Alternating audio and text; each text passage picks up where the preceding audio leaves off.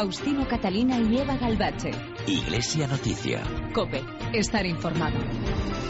Muy buenos días, amigos. Son las 8:30 del domingo 26 de enero de 2014 y llega a esta hora hasta ustedes desde las emisoras de la cadena COPE el tiempo semanal para la actualidad de la vida de la Iglesia, una nueva edición de Iglesia Noticia que hacemos hoy con Rocío Fernández en el control de sonido, con Amparo Latre en la producción. Algunas noticias destacadas se las adelantamos ya en estos titulares. La Iglesia celebra hoy la Jornada Mundial de la Infancia Misionera. Entidades de la Iglesia de todo el mundo han debatido en Madrid sobre la esclavitud y el tráfico de seres humanos. En la fiesta de San Sebastián, el obispo José Ignacio Munilla anima a ciudadanos y gobernantes a profundizar en las virtudes de la justicia y la prudencia. Álvaro del Portillo, primer sucesor de San José María Escrivá de Balaguer, será beatificado en Madrid el próximo 27 de septiembre. En su mensaje para la Jornada Mundial de las Comunicaciones Sociales, el Papa invita a poner la comunicación al servicio de la cultura del encuentro. El Papa Francisco recibirá al presidente de los Estados Unidos, Barack Obama, el próximo 27 de marzo y prepara un viaje a Corea del Sur para agosto. Faustino Catalina y Eva Galbache. Iglesia Noticia. COPE. Estar informado. Los niños ayudan a los niños. Este es el lema con el que la Iglesia celebra en este último domingo de enero la Jornada Mundial de la Infancia Misionera, una iniciativa que nació hace 170 años para promover la ayuda mutua entre los niños del mundo, inculcándoles desde sus primeros años de vida los valores de la solidaridad y el espíritu misionero que no pueden faltar en cualquier comunidad cristiana. Anastasio Gil es el director nacional de las Obras Misionales Pontificias. ¿Qué es lo que pretendemos y qué es lo que tratamos de reflejar? Despertar en los niños la curiosidad por el otro, y eso suscita en ellos el interés, hasta el punto que les hace ser generosos y expresar la donación de sí mismos.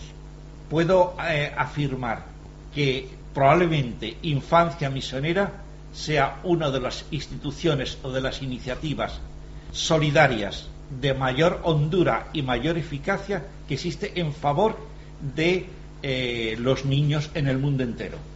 ¿Por qué? Porque ellos son los protagonistas, ellos son los que contribuyen y esos son los que dan y los que reciben. La secretaria nacional de las Obras Misionales Pontificias en Líbano, Nada Ajar, habló en la presentación de esta jornada de cómo los niños del Líbano ayudan a sus vecinos de Siria en estos difíciles momentos. Intentamos de hacer algo simple, pero siempre intentamos motivar a nuestros niños a este espíritu, a darle esta dimensión misionario, que no es solamente creer un movimiento apostólico, pero también darle esta dimensión misionero. Incluso el problema que vivimos ahora en nuestra región con los refugiados de Siria, siempre nuestros niños intentan siempre de enviar colectas y incluso ahora la vida económica es más difícil de antes, pero es algo muy interesante en los niños libaneses con los sirianos que intentan hacer algo para ayudar a los otros que son más pobres de ellos. 60 expertos representantes de las asociaciones integradas en la red de organizaciones cristianas contra el tráfico de seres humanos se han reunido esta semana en Madrid. Se trata de un encuentro bianual para estudiar y encontrar nuevos modos de luchar contra la trata de personas, especialmente con los relacionados con la explotación sexual y el trabajo esclavo. Necane Fernández. La trata de personas supone el segundo negocio ilícito más rentable del mundo, solo por detrás del comercio de armas. Cada año y solo en España, entre 40.000 y 50.000 mujeres menores de 25 años son explotadas sexual y laboralmente. Un problema que organizaciones como Cáritas intenta erradicar con planes de trabajo en los países más afectados. José Luis Pinilla, responsable de Migraciones de la Conferencia Episcopal, advierte de la necesidad de crear redes a nivel global que ayuden a solucionar el problema. De una acción concreta, de acompañamiento, de denuncia y de unas políticas, una incidencia en la política global para que las organizaciones políticas y sociales que abordan este fenómeno tengan en cuenta lo que la Iglesia dice desde su implantación en todos los lugares del mundo.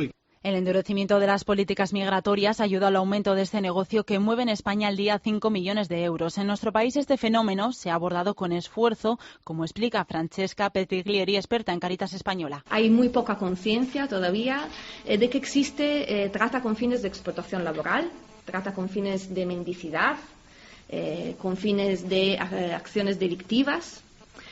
Y en estos ámbitos todavía nos queda mucho por comprender. La pobreza junto a la discriminación y la falta de estabilidad política son las principales razones que llevan a esta actividad. Desde Cáritas se están realizando varios proyectos para ayudar a las víctimas de la trata con centros de atención diaria y casas de acogida. Los obispos del sur de España se han reunido en Córdoba en una nueva asamblea ordinaria en la que han tratado ampliamente de la próxima visita ad limina del Papa Francisco. Nos lo cuenta desde COPE Córdoba, Natividad Gavira. El 3 de marzo el Santo Padre recibirá en audiencia a todos los obispos españoles. El día 8 esa recepción será para los obispos de las provincias eclesiásticas de Granada y Sevilla. En la visita ad limina que se realiza periódicamente a la Santa Sede, los obispos informan sobre el estado de sus diócesis, sus problemas y las principales actividades que se desarrollan. Además, sirve para expresar la unidad y la comunión de los obispos con el Papa y de las iglesias locales con la Iglesia Primada de Roma. Por otro lado, los obispos reunidos en Córdoba organizan el 9º encuentro de obispos y superiores mayores que tendrá lugar en el mes de mayo en esta ciudad. En este encuentro se abordarán las líneas de acción que emergen del reciente documento de la Conferencia Episcopal Española sobre la vida consagrada. Por último, en esta asamblea, los obispos han dado su aprobación al próximo nombramiento de don José Jesús Rodríguez Jiménez de la diócesis de Asidonia, Jerez, como presidente de la Federación de Scouts Católicos de Andalucía. El cardenal Miller, prefecto de la Congregación para la Doctrina de la Fe, ha estado esta semana en Valencia en unas jornadas sobre derecho canónico, concretamente sobre diversas cuestiones del gobierno de la Iglesia. COPE Valencia, Luis Agudo. El neocardenal alemán Gerhard Ludwig Miller pronunciaba el pasado lunes una conferencia en Valencia sobre colegialidad y ejercicio de la potestad suprema en la Iglesia, organizada por la Facultad de Derecho Canónico de la Universidad Católica de Valencia, y aprovechó la ocasión para negar lo que calificó como interpretaciones superficiales de quienes identifican al Papa Francisco con una revolución en la Iglesia. No ha dado la señal para un cambio de dirección o una revolución en el Vaticano. Al Papa le interesa una superación tanto del letargo y de la resignación ante la secularización extrema como un final de las disputas debilitantes dentro de la Iglesia entre ideologías tradicionalistas y progresistas. Monseñor Miller reivindicó también la importancia de las parroquias, comunidades y diócesis frente a la concentración de interés que se produce en torno al Papa y la Curia. La vida de la Iglesia no puede concentrarse de tal forma en el Papa, en la Curia romana, como si en las parroquias, comunidades y diócesis tuviera lugar solo algo secundario. Por cierto que Miller, como responsable de la edición de las obras completas del Papa emérito Benedicto XVI, que suman más de 16.000 páginas, desveló a COPE que Ratzinger, desde su retiro del monasterio Mater Ecclesiae del Vaticano, puede estar redactando aún escritos autobiográficos. El Movimiento Cultural Cristiano ha organizado en Santander unas jornadas de homenaje al que fuera el primer militante de la Hermandad Obrera de Acción Católica, la OAC, Guillermo Rovirosa. Desde COPE Santander, Gerardo Sisniega. Fueron 2 días de charlas en Santander, donde se repasó la figura de Guillermo Rovirosa, ahora en proceso de beatificación. En las jornadas ha participado Monseñor José María Lozano, el que fuera obispo auxiliar del Papa Francisco entre 2000 y 2006, que alabó su influencia en la clase trabajadora española. Por su parte, el sacerdote diocesano Óscar Lavín recordó que Rovirosa está considerado uno de los grandes impulsores del Evangelio en nuestro país en el último siglo y que realizó una importante labor para devolver a Cristo a los pobres y a los trabajadores del mundo obrero. Lavín incidió en el amor incondicional de Rovirosa a la Iglesia, la importante tarea que llevó a cabo en la evangelización de la sociedad, especialmente tras la difícil situación social de muchos obreros españoles al finalizar la Guerra Civil. Con una tarea histórica importantísima. España había salido de una guerra civil y tenía una clase obrera vencida, rota en sus organizaciones y en muchos militantes exiliados, y entonces era un grupo humano en la miseria y en la desesperanza más absoluta, desestructurado en sus organizaciones de lucha. Era necesario tender un puente. Rovirosa está considerado como el primer militante de la Hermandad Obrera de Acción Católica, que sirvió de puente entre la Iglesia y la clase trabajadora desde su creación en 1946. Faustino Catalina y Eva Galbache. Iglesia Noticia. COPE. Estar informado. Protestas en Kiev. La violencia que se ha apoderado del centro de la ciudad, que es un auténtico campo de batalla. Patrullas ciudadanas en Michoacán. Estanislao Beltrán, el líder de las autodefensa, lo cuenta así en los micrófonos de la COPE. Somos campesinos, somos agricultores. Cumbre en la Casa Blanca. Pues si lo que me preguntas es cómo es el despacho Oval, pues te diré que pequeño, que muy pequeño. En COPE tienes la información más directa, porque estamos donde está la noticia. COPE. Estar informado. Pero lío. Quiero lío en las dioses. Haz tú también lío en Internet. Y Misión te invita al primer Congreso Internacional de Evangelización en la Red. Quiero que se salga afuera.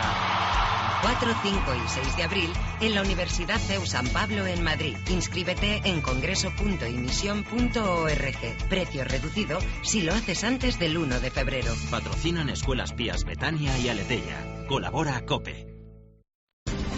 Faustino Catalina y Eva Galbache. Iglesia Noticia. COPE. Estar informado.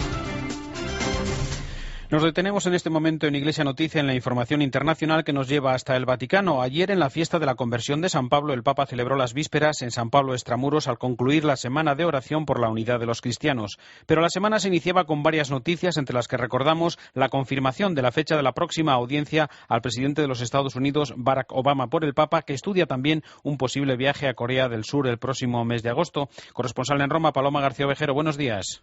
Buenos días, sí, sabíamos que era en marzo, lo habíamos contado aquí en COPE, pero no sabíamos el día. Bueno, pues será el 27 de marzo cuando Barack Obama visite el Vaticano y se reúna con el Papa Francisco. Es un viaje inscrito dentro de una gira europea que le llevará a más países. De hecho, aquí mismo, en Roma, se verá también con Letta y con Napolitano. Pero bueno, con el Papa Francisco, 27 de marzo, encima de la mesa, temas como Siria, como la reforma sanitaria en los Estados Unidos y, por supuesto, la lucha contra la pobreza. Eso lo ha dicho Obama, de parte de Obama sabemos que quiere hablar de eso, del compromiso común, ha dicho la Casa Blanca textualmente, en la lucha contra la pobreza y la desigualdad.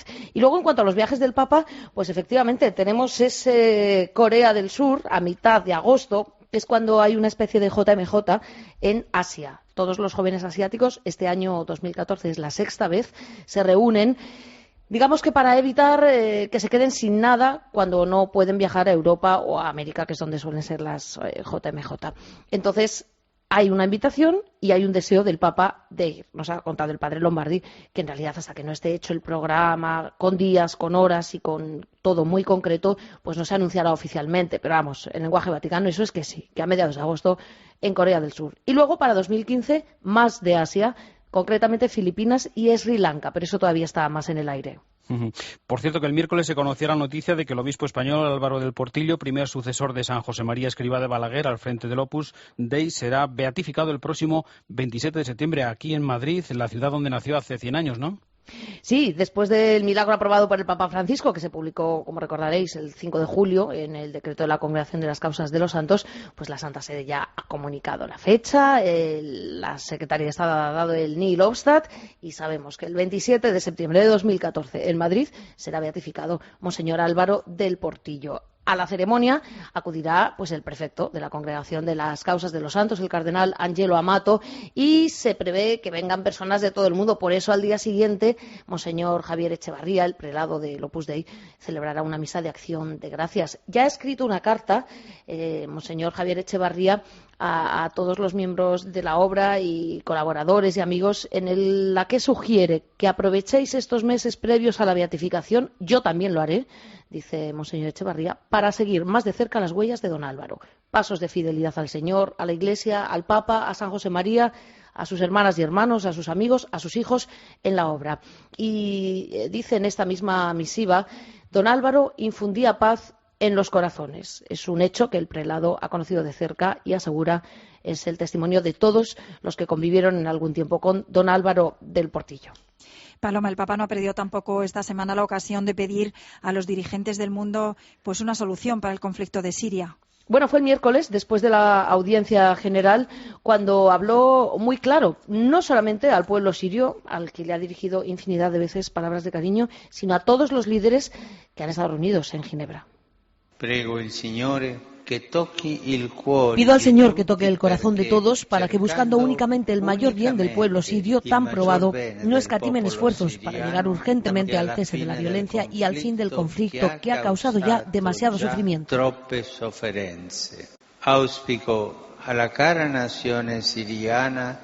Auspicio a la querida nación siria un camino decidido de reconciliación, de concordia y de reconstrucción con la participación de todos los ciudadanos, donde cada uno pueda encontrar en el otro no un enemigo, no un competidor, sino un hermano para acoger y abrazar. Non un concorrente, ma un fratello di accogliere e di abbracciare.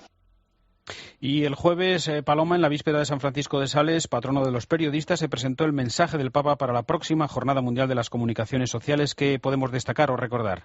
Pues mira, el título lo dice casi todo, la comunicación al servicio de una auténtica cultura del encuentro. Y el Papa habla de este encuentro, de esta proximidad, como la parábola del buen samaritano. Dice en este mensaje que esta cultura del encuentro requiere que estemos dispuestos no solo a dar, sino también a recibir de los otros. ¿Quién es mi prójimo?, pregunta.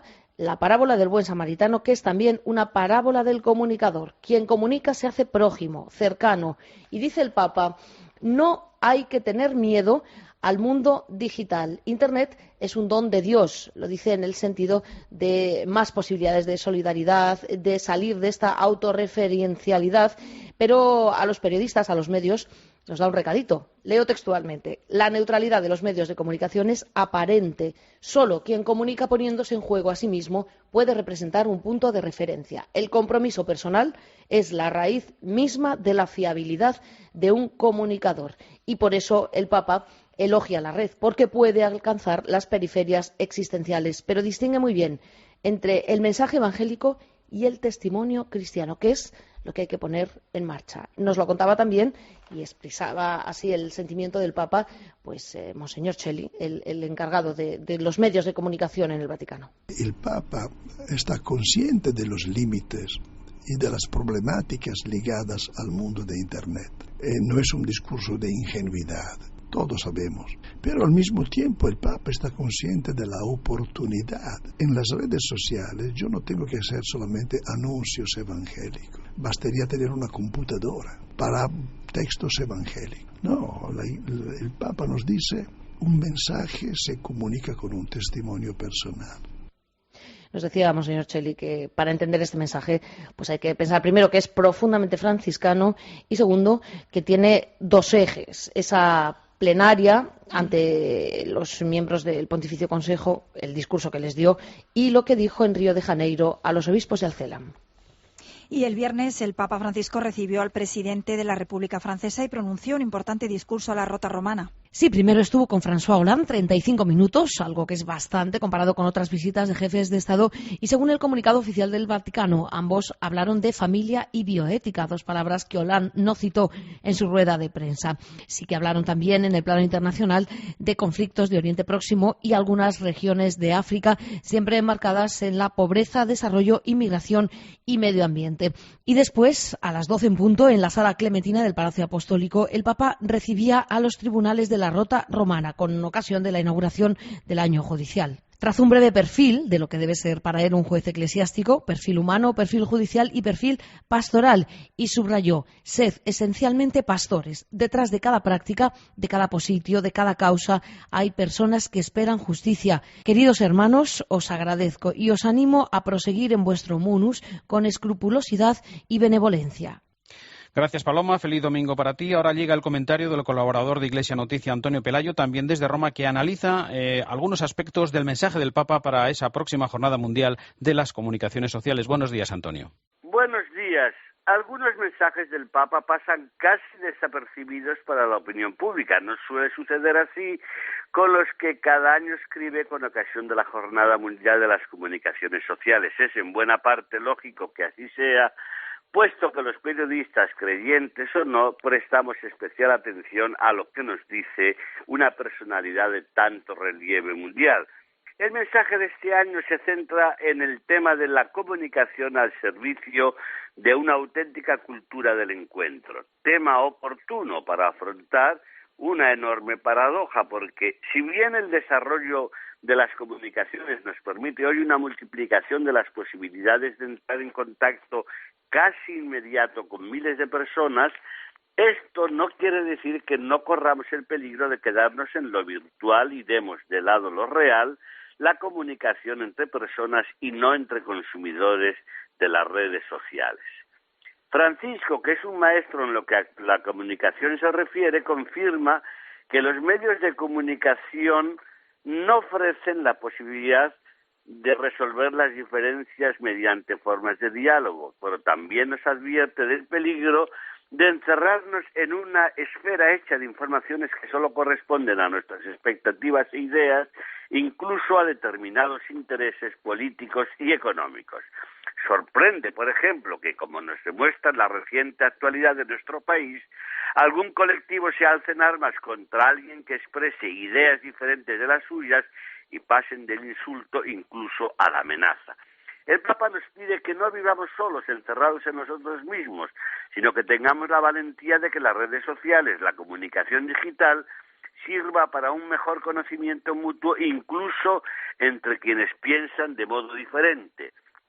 Entre una iglesia accidentada por salir a la calle, escribe en su mensaje, y una iglesia enferma de autorreferencialidad, prefiero sin duda la primera.